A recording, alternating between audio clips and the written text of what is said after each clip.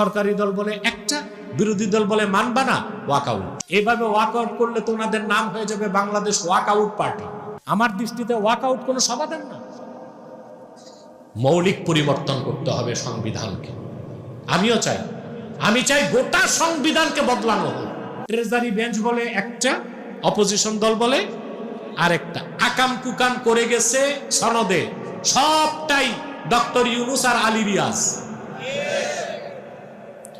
এই জন্য এখন বড় দ্বন্দ্ব হয়ে গেছে, সংবিধান সংশোধন হবে না সংস্কার হবে। সংশোধন হলে কি হবে, সংস্কার হলে কি হবে। সরকারি দল বলে একটা, বিরোধী দল বলে মানবা না, ওয়াকআউট। এভাবে ওয়াকআউট করলে তো ওনাদের নাম হয়ে যাবে বাংলাদেশ ওয়াকআউট পার্টি।